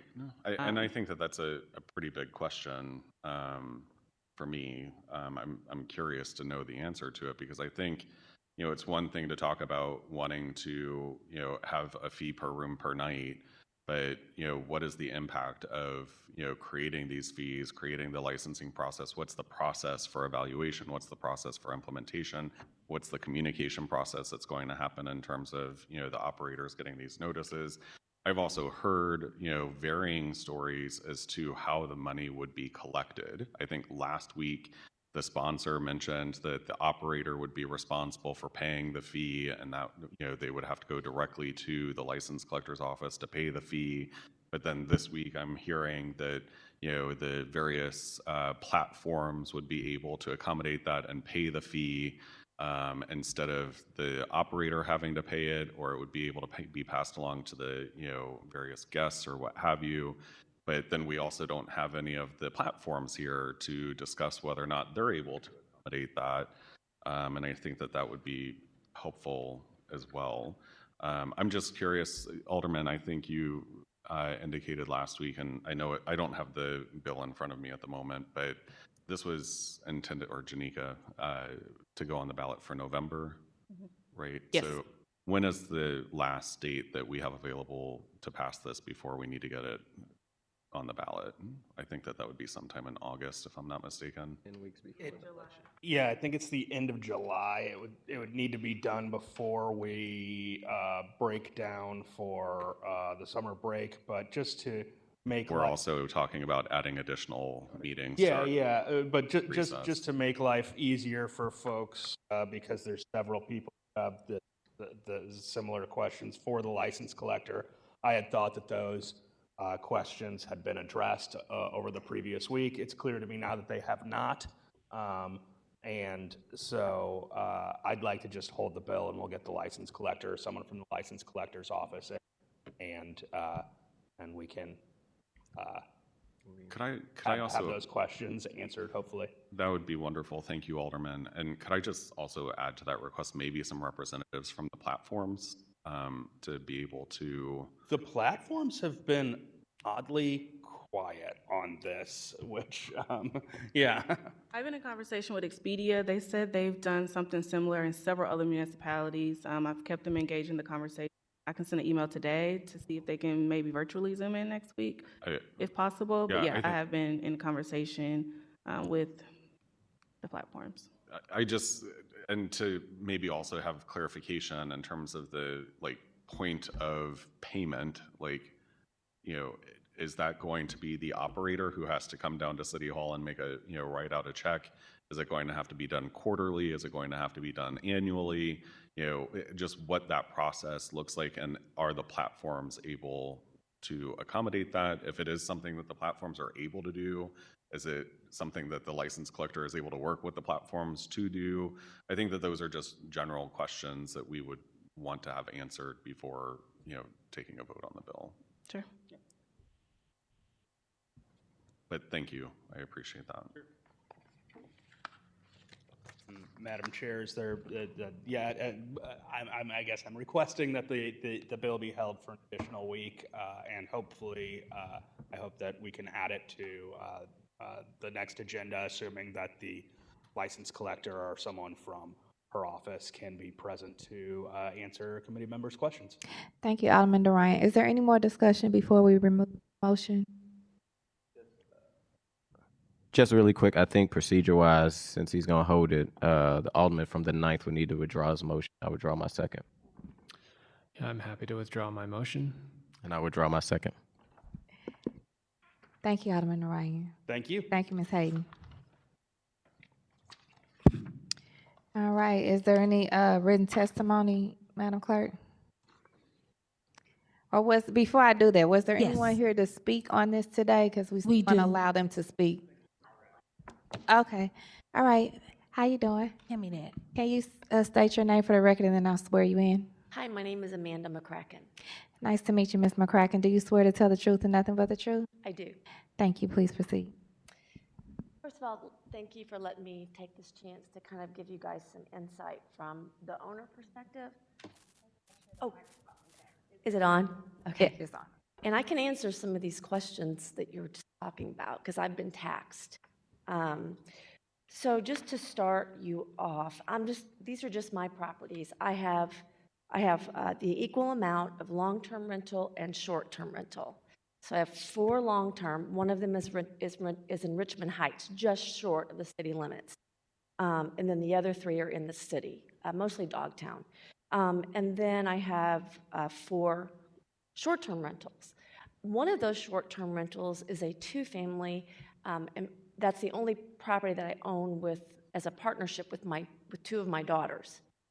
So it is owner occupied, but it's a 2-family, but we're still getting, our taxes have been doubled.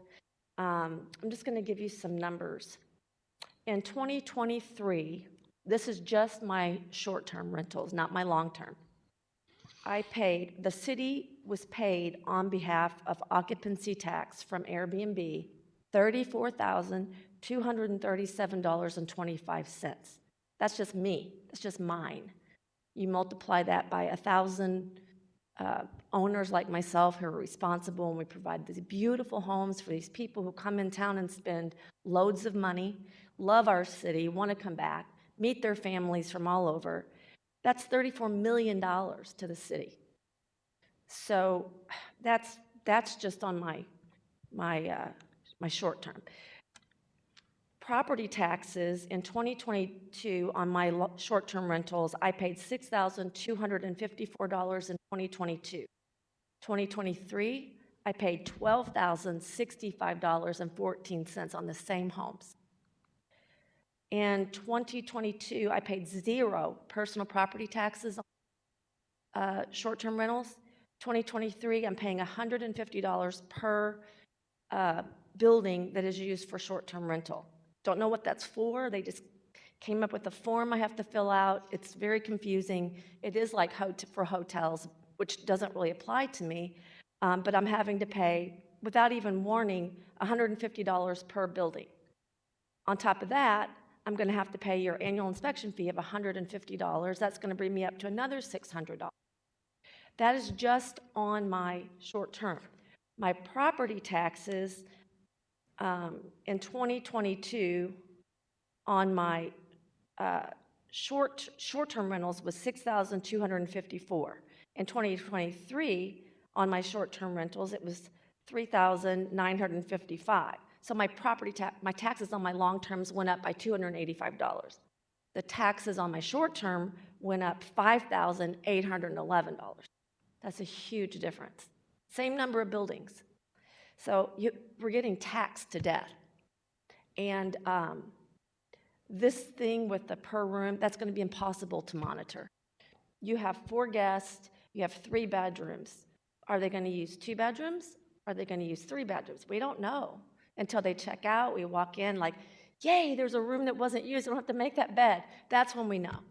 So it's impossible to monitor ahead of time. I guess after the fact you could, but then how are you going to find out for sure? That owner going to just tell you? Let's see, let me get you some other numbers. So I just saw today on Zillow, the house across the street from me on Magnolia, 4922. It's a 3-bedroom, 2.5 bath, 2,300 square feet. They just listed it for rent, $3,000 a month.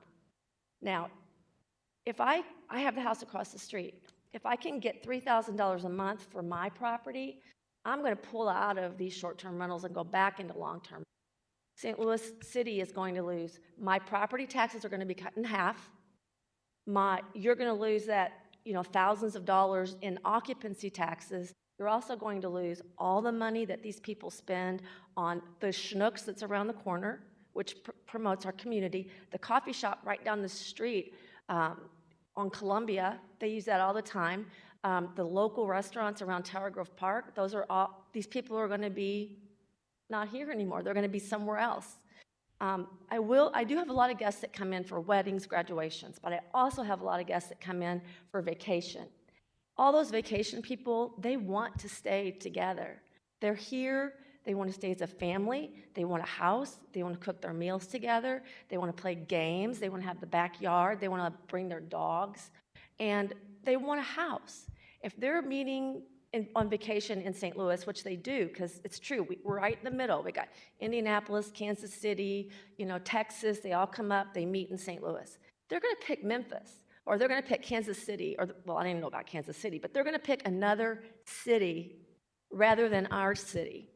And when they come here, we have so much to offer. Our zoo is world-class, it's free. I just don't think that the city is understanding the benefit that we bring to the city with the amount of money that we're bringing in. And so we want to get rid of all those bad actors, which I think you've done an excellent job with 33 and 34. But why keep taxing us out of this business? Because that's what's happening.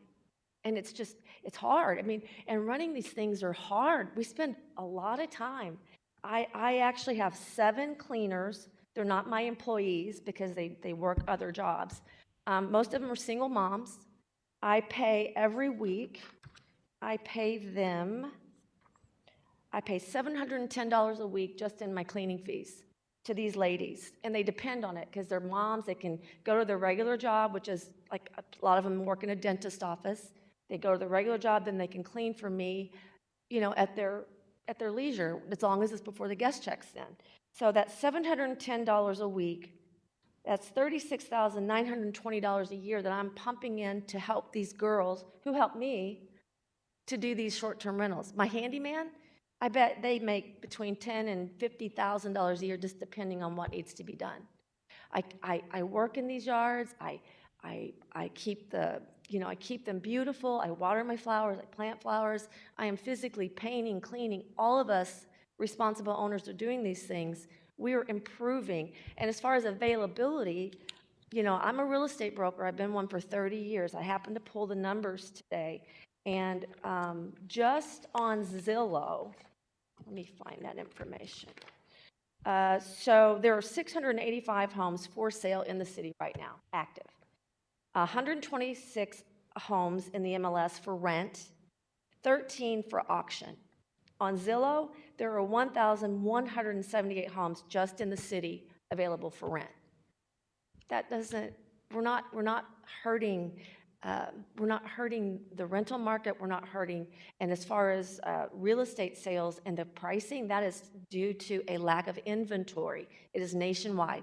It has nothing to do with short-term rental owners driving the prices in the city. I also sell in the city. I just sold a house for $1 million in the city of St. Louis over by Forest Park. It was an off-market.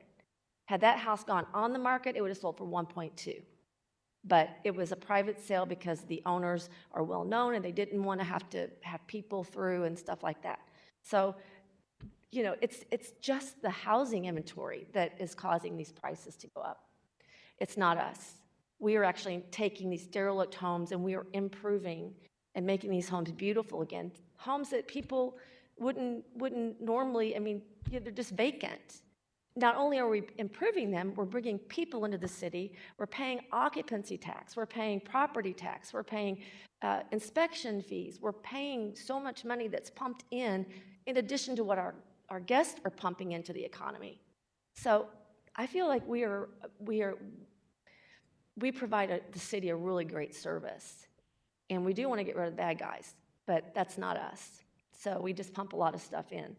So, that's really kind of all I have to say, but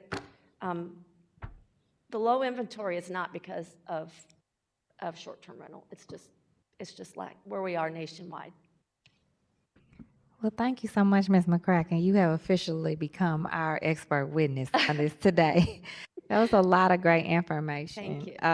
Thank you. Because of that and because you offered, Sure. and we haven't had anyone from what would be kind of the other side of this this legislation and this prior to now, I would like, since you offered, to see if any of my colleagues had any questions that they would like to ask you. Yes, ma'am. I'd be more than happy. Okay. I have a comment, but it's not for you. Sure. Okay. All right. Thank you so much, Ms. McCracken. If you don't have to run out, I would like to speak to you Absolutely. very briefly afterwards. Okay. Right, Thank thank you. All right. Vice Chair Sanya. I just hope that Alderman Orion watches this back because he left when public comment started. So I hope he will watch this back so that, I would love to talk to the sponsor about some of the points that were made. All right, was there anyone online that wanted to speak, Madam Clerk? No, but we did have 2 letters, and we had a total of 7 from, we had some from last week, and then we had 2 more in addition that were against the bill. Okay, great. So that would be our acknowledge of any written testimony. Thank you for that. Does anyone have any announcements?